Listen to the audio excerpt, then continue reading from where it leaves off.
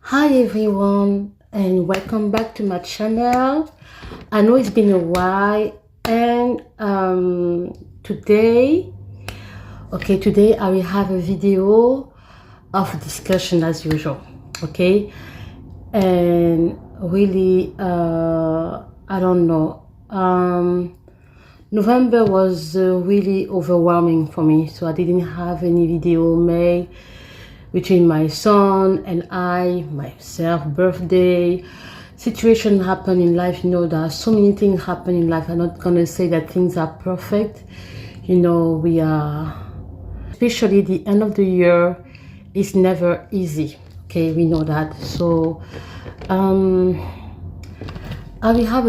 I was thinking about making this video, but you know, sometimes you don't know how to start some video, and also I was really busy. But let's jump right into it. Today I will talk about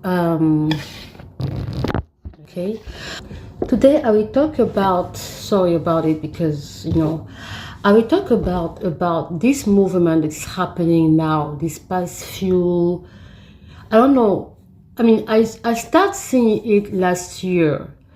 You know, you have many Black Americans who are going to Africa to settle. It's no longer like they go to visit because they want to know about their roots, okay? But now they go because they want to live in Africa. They want to settle in Africa. I see many videos of Black Americans who are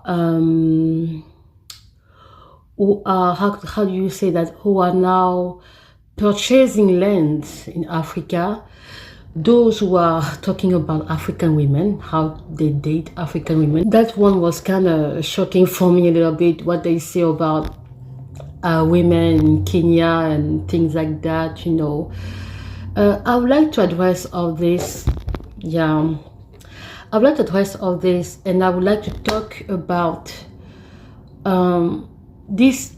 Actually, it's more about what I would call like the homeland, the return to homeland. I don't want to say the hypocrisy of the return of homeland. It's going to be too harsh to say that like that, but I will try to cut it in two different parts in the video, because I don't get it. I don't know what is happening, okay? And the hypocrisy of the African government, who barely can take care of their own people and want to welcome the diaspora, okay? We all know that we have two diaspora, African diaspora. You have the oldest one, the one who left a long time ago, the one who left with slavery, okay?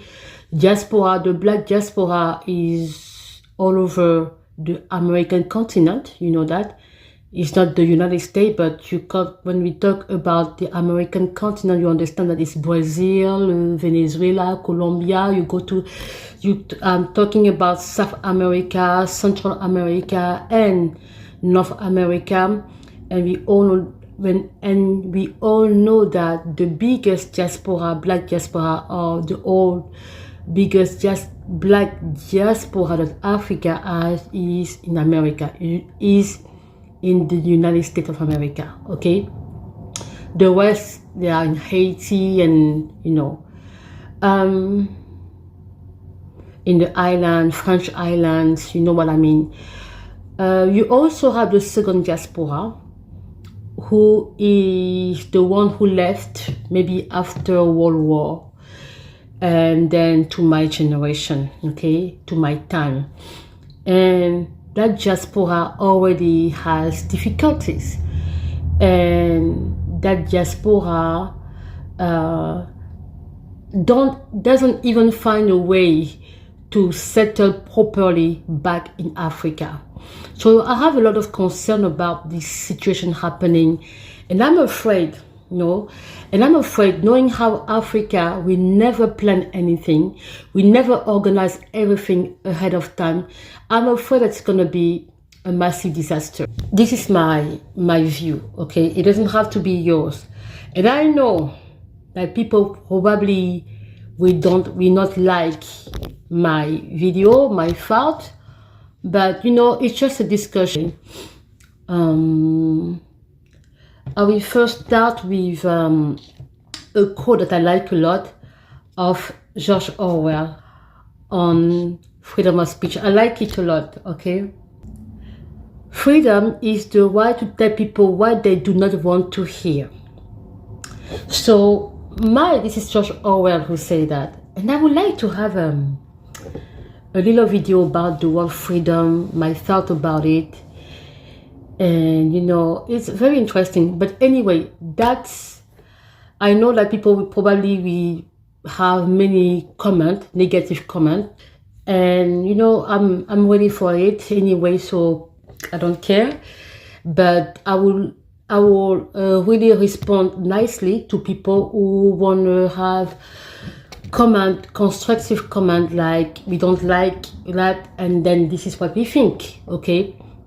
And for people who always say, don't talk about my country, you know, we are in the world where it would be very stupid to think like that today. If you don't want people to talk about your country, maybe you can ask to Elon Musk to send your country in the moon there, so we won't talk about your country at all. Okay? Yeah. So I've seen this movement, and I will break it. I have a little bit of concern in the way that it is not well organized and it's not planned. And like I say, in Africa, we have never planned anything. No, I don't think we have planned anything, because even when you think about our exit for countries like mine, from colonialism, we have never planned our life, okay, and the government, and really how the people will be living after colonialism. I see that we are still struggling to find our ways, and that's why the colonizer still telling us what to do, and because they see us as children, because we have never planned anything before. So in order to welcome people who have left a long time ago and who have absolutely nothing, okay, who has nothing, absolutely nothing, you, like us, you have to plan.